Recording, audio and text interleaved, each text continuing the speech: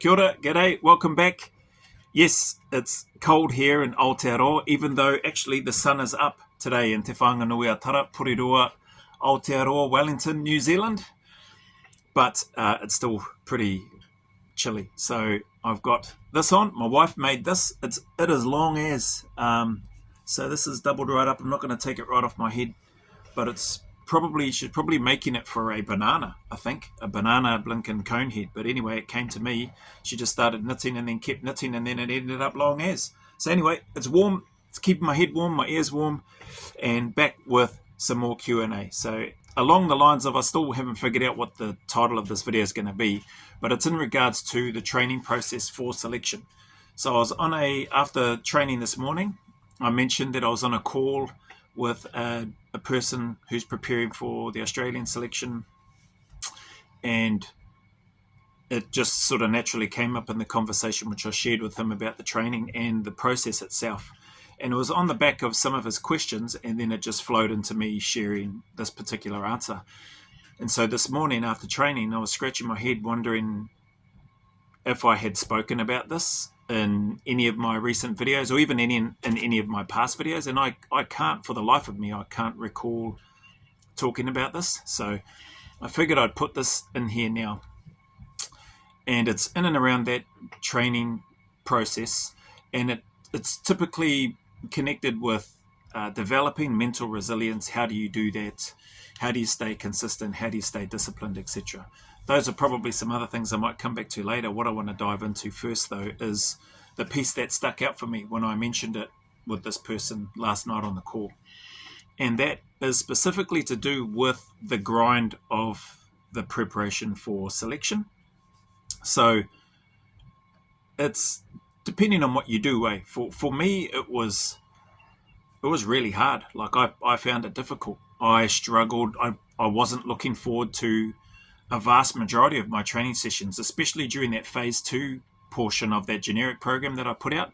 My programming for myself in terms of the pack sessions in particular, not only the number of, but also the weights included with those, there were times where I dreaded getting up to have to go do that training session for the day. I literally just was not excited, wasn't keen on doing it, didn't want to do it. And I don't think I've mentioned this in any of my other videos. So as I was talking about this last night with the guy, he said something which prompted me to make this video. He said, "Oh, I really appreciate you sharing that." He said a whole bunch of other really kind comments, but that stuck out to me. He said, "Oh man, I really appreciate hearing you say that, hearing me say that I dreaded a lot of my training sessions, especially that phase 2 chunk. It was maybe some might say excessive in terms of what I did, but for me it worked. It helped, and where I'll try to connect this to that mental resilience piece. For me, I felt that if I couldn't get up to go do that training session, then how could I expect myself to get up and move again on the selection course? That's where my mind went to. Every time I dreaded the need to have to get up and then train again in the morning, then train again that evening, then in the morning, then in the evening. Don't get me wrong, not every session was a thrash session. That wasn't the case at all. There were a few easier sessions sprinkled in throughout the week, but they were typically 2 sessions a day. That's not including your battalion PT sessions. That's not including sometimes doing the lunchtime circuits, which were done at that time Monday, Wednesdays, Fridays, and Saturdays. And I didn't do every lunchtime session. So what I'm getting at is sometimes usually there was 3 sessions a day, sometimes there'd be 4. So that aspect I did because I just kept thinking about selection and how terrible that was going to be from a physical perspective, and not really thinking about, like, there wasn't this mental resiliency and mindset and mindfulness and all that sort of stuff. There wasn't, well, if it was around during my time preparing for the New Zealand selection in 1998, I'll tell you what, I never heard any of it. So, but I also wasn't somebody that was overly overthinking about the possibility of staff getting in my head, causing doubts, telling me I'm not good enough, etc. Because I already expected that. Like it's going to come with the territory. You're applying to join their ranks. They're not seeking to find you and recruit you. You're seeking to join them. So you have to show them. And I just, yeah, even though I was young and only 20 years of age, I just knew that I was going to be tested, and they would be looking to try to cause doubt in me to, see if this young blinking punk has got what it takes to put up with that, to deal with that self-doubt, to process things, to learn on the fly, to think quickly on his feet, etc., etc. So I already understood that was going to be a part of it. But coming back to the training, that's what really helped me as well. So for me, doing hard physical things, which for me, that stuff was hard. It was hard to get up each day and then go to train. It was tempting when I'd come back after work to just relax, to just go to the mess and eat and then not worry about that evening session. It was tempting to tell myself I've been working hard these last few days, these last few weeks, these last few months. You can start your taper earlier, Joe. Like all of those things I think are normal. And I feel like I had them, like the dread of the training session, the not looking forward to going and training, the thinking to myself, why the hell did I program 2.5 hours of step-ups at that weight on the back of the pack march that I just did last night? I had all those thoughts run through my head. But the drive and my desire to serve in the unit, which I think for me and for anybody that makes it there, your drive just has to outweigh your concerns about it's nice and warm in bed, or it's too cold outside, or it's raining now so I won't do that, or whatever. Your desire to want to serve in the unit has to be greater than those types of concerns. Your desire to serve in the unit has to be greater than if you get told no. So if you pass selection, get to the end and they tell you no, a la Sergeant John Bolton, your drive has to be more than that. It has to be greater than being told no. And, you fail, no, okay, go away, come back. You fail, no, go away, come back. You pass selection, you stand in front of the CEO, you still get told no, okay, you go back. Your drive has to be what keeps you going back for more. People may call you crazy. People may call you stupid or whatever. Young, dumb, immature, People can say what they want, though. The only voice that matters at the end of the day is the one that you're telling yourself, your own voice, your own, what's coming from here and here, from your soul in terms of what it is that you want. And so you can apply that to anything, right? Not just for SAS selection. But if it's worth it to you, you'll get up before and you'll go do the work. You'll stay up later and you'll do the extra work if it's worth it to you. If it isn't worth it to you, then you won't. You'll find every excuse and reason to not go and do it. So I hope that helps. Doing hard things helps this thing. Okay, at 100%, I believe that. I don't have any scientific or education background to be able to articulate that and give you statistics and studies and all these other things. Mine is just coming from what I've been fortunate to do and how it's worked for me. And I guess my thoughts, my whakaaro around it I like to think and hope that they're fairly consistent, because my answers are fairly similar, even when I'm speaking with people one-to-one. But last night, when I delved into a little bit more about the training program and what I was doing, what I'd done for me, I got a bit better at it with regards to by the time I got to Australia. But I still had a number of training sessions that I just was not looking forward to, that I needed to do, or that I felt I needed to do to prepare for the Australian selection as well. So just know that that's normal. It's okay to not look forward to your trainings when you're preparing for something. It's okay to fail in some of your training sessions. So if you've set a time and a distance and you've come in well over that time during your training, so therefore I failed to meet that time. If you're going to fail, that's the place to do it, right? That's the place to fail during your training and your preparation leading up to.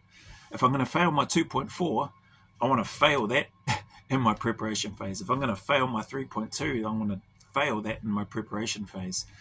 And if I've failed that on the back of several days or several weeks of heavy, hard grinding work, that's okay too.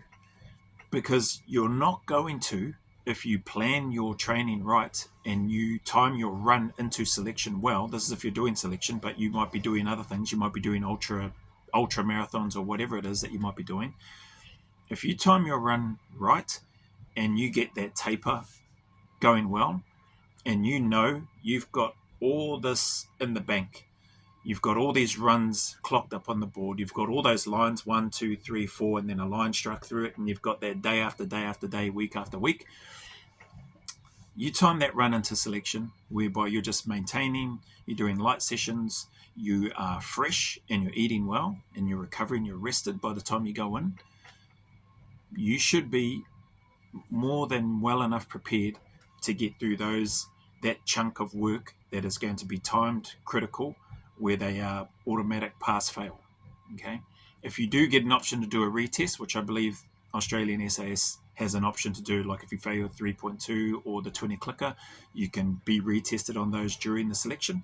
I don't recommend, but it has been done and people have passed the retest, but you definitely want to try to pass those first pop rather than having to go through a retest.